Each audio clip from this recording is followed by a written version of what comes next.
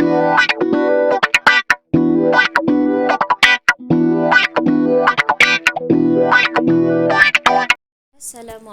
warahmatullahi wabarakatuh. Hari ini kita sambung pembelajaran kita bagi pendidikan Islam tahun 3, iaitu dengan tajuk baharu sunat ab'af dan hayat. Sunat ab'af dan hayat. Pernah dengar sunat ab'af dan sunat hayat?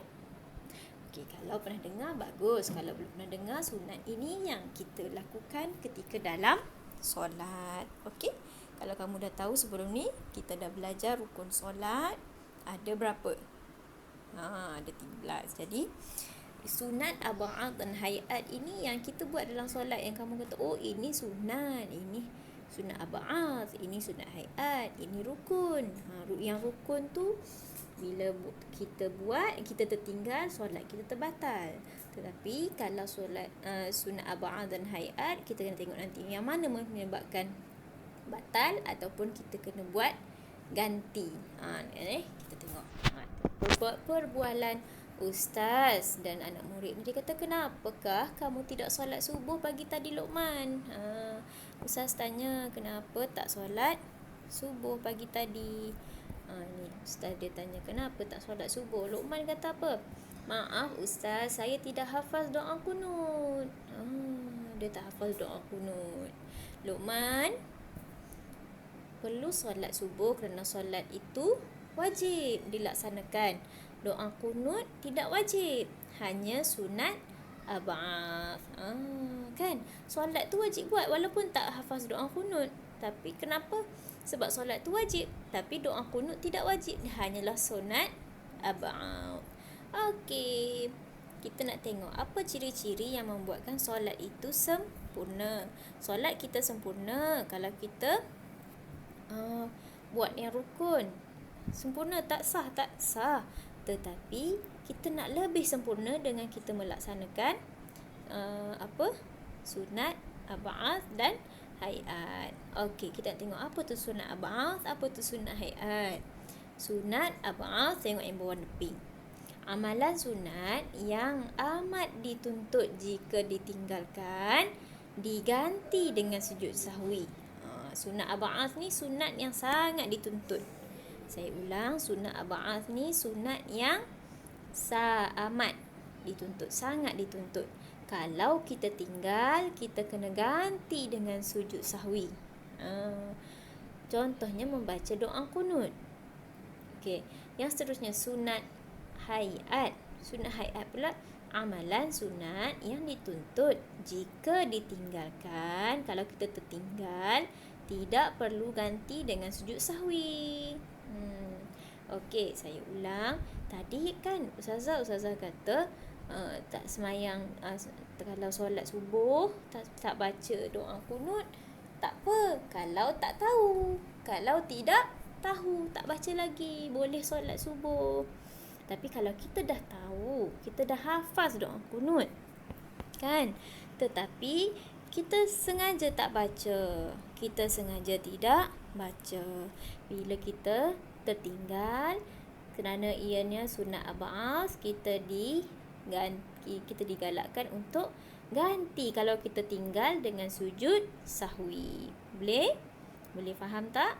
Tadi Luqman tadi tu dia tak hafaz lagi doa kunut, tapi dia boleh solat subuh tak? Boleh. Macam kalau katakan Luqman dah hafaz doa kunut, dah tahu doa kunut, tapi dia tak baca, dia kena ganti dengan sujud sahwi. Kalau sunat hayat pula, kalau dia tertinggal, tak baca, tak perlu ganti dengan sujud sahwi. Contohnya diberi kat sini apa? Membaca doa iftitah. Okey, baik. Okey, kita terus kepada muka surat. Kita nak teruskan, kita tengok dulu pembahagian sunat apa yang kita dalam solat tu sunat ab'ad, apa yang kita buat tu sunat hayat. Okey, kita fokus kepada sunat ab'ad saja dulu hari ni. Kita fokus kepada sunat ab'ad saja dulu.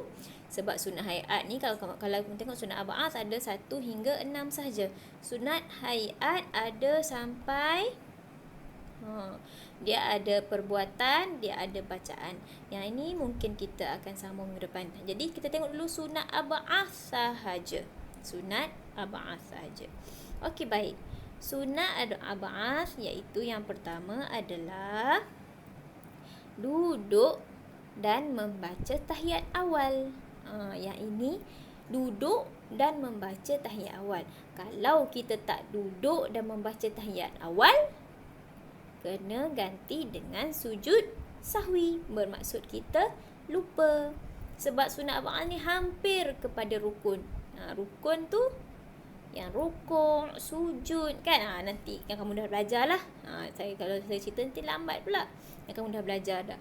Kalau sunat ni, kalau kamu tak tertinggal, kena ganti sujud sahwi. Antaranya duduk dan membaca tahiyat awal. Okey, yang kedua, membaca salawat ke atas Nabi Muhammad sallallahu alaihi wasallam dalam tahiyat awal, iaitu yang Allahumma salli ala Muhammad wa ala ali Muhammad. Itu adalah sunat ab'ath. Okey. Tahiyat awal apa? At-tahiyyatul mubarakatus salawatut thayyibatu lillah. Itu lepas tu sampailah dekat Allahumma salli ala Muhammad wa ala ali Muhammad, termasuk dalam tahiyat awal dan membaca salawat kepada Nabi. Itu adalah sunat ab'ath. Yang ketiga, membaca salawat ke atas keluarga Nabi dalam tahiyat akhir. Yang mana kita baca wa ala ali Muhammad kama sallaita ala Ibrahim wa ala ali Ibrahim.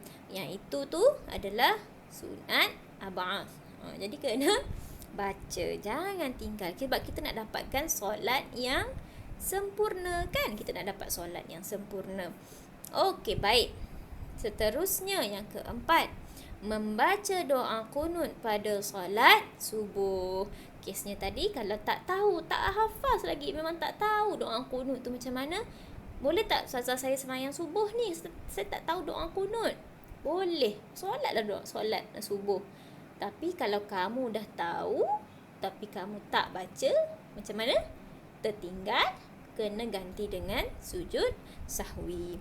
Okey, yang kelima, berdiri semasa membaca doa qunut. Ini adalah sunat ab'ath. Kalau tak berdiri, kena ganti dengan sujud sahwi. Yang keenam, berselawat ke atas keluarga Nabi Muhammad semasa doa qunut. Semasa doa qunut. Ini 6 perkara ini sekiranya kamu tinggal, kena ganti dengan sujud sahwi. Okey, baik. Saya terus terangkan macam mana sujud sahwi sebab minggu depan kita nak fokus kepada sunat, hayat, perbuatan dan bacaan. Okey, tengok kepada sujud sahwi. Inilah sujud sahwi. Tata cara sujud sahwi. Yang pertama, bila kita dah duduk iftirash, iaitu ketika tahiyat akhir. Yang kita duduk sengit tu, yang kamu kata kamu duduk sengit tu, duduk tu namanya duduk iftirash. Duduk apa? Duduk iftirash. Kita dah baca at-tahiyyatul mubarakatus salawatut thayyibah sampai habis. Tapi jangan lagi bagi salam. Jangan bagi salam lagi. Apa nak buat Ustazah kalau saya terlupa? Contoh tadi kamu terlupa baca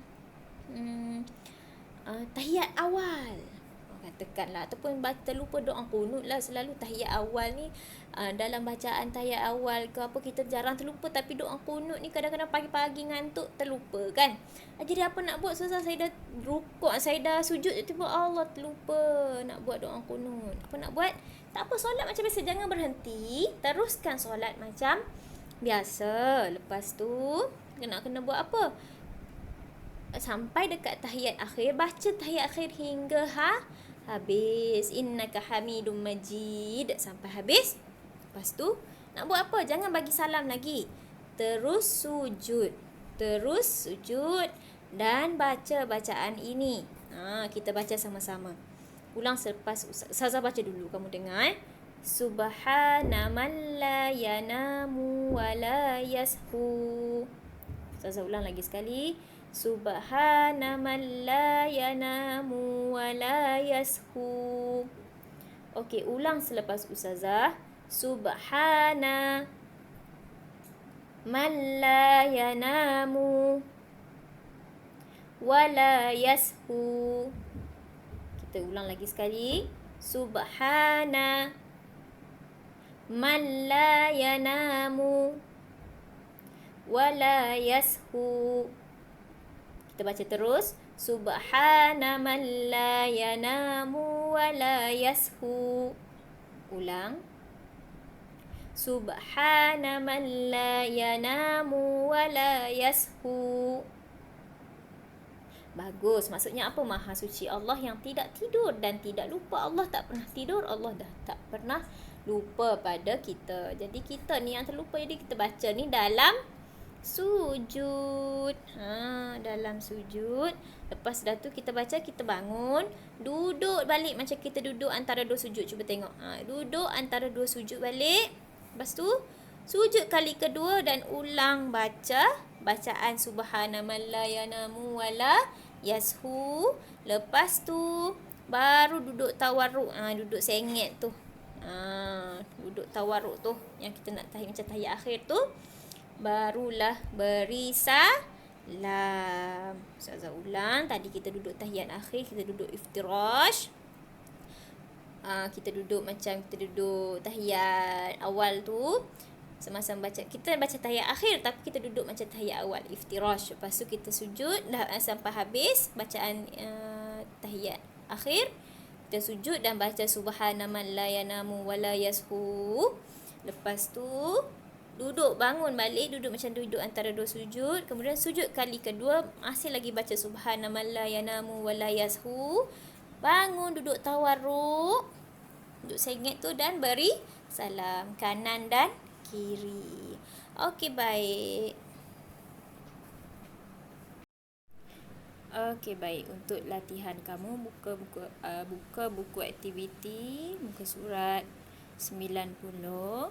Jangan lupa untuk tulis hari dan juga tarikh. Hari ini hari Rabu, 4/8/2021.